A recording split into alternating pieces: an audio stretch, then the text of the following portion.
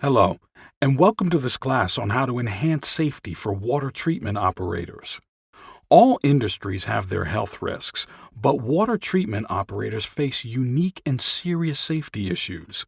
Wastewater and water treatment plant operators are exposed to a variety of hazardous chemicals and biological agents that can be found both within the effluents being handled and in the form of reagents used or created during water processing and treatment.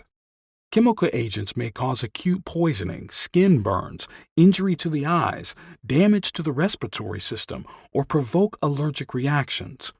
Biological hazards can cause infections or illnesses and present an explosion hazard.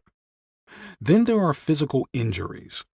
OSHA records numerous injuries to workers in this occupation resulting from slips, trips, and falls on wet floors, byfalls into treatment ponds, pits, clarifiers, or vats, by splashes of hazardous liquids, from power tool use, and from electric shock.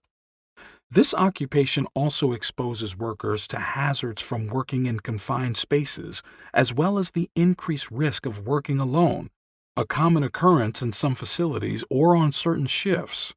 The good news is that there is a lot that can be done to lower these risks. It's clear that safety education and efforts to enhance workplace safety pay enormous dividends. For example, from the time OSHA was created in 1970 through 2016, injuries and work-related illnesses decreased from about 12 per 100 to just over 3 per 100 full-time workers. Even more significant, workplace deaths declined from 38 a day to 12 a day, despite the workforce doubling in size during the same period. Our field is considered a high-risk occupation by OSHA. Injury rates for water treatment operators and recycling center workers, which are compiled as a single statistic by OSHA, are about one-third higher than the average for all workers, with slips, trips, and falls as the number one type of accident and back injuries as the most common physical injury. It should be pointed out, however, that the incidence of injuries at water treatment facilities has been dramatically reduced, down from where it was during the 1990s at about two-thirds above the national average. This class will be based on OSHA regulations as well as recommendations intended to foster safer workplaces crafted by several agencies of the federal government, including OSHA, the National Institute for Occupational Safety and Health, also known as NIOSH, and the Environmental Protection Agency. It will also incorporate the recommendations of safety experts from private and municipal organizations.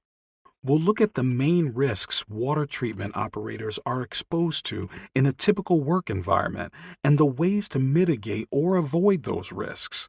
We'll also discuss reporting requirements, who's responsible for workplace safety, first aid, and access to care for more serious injuries.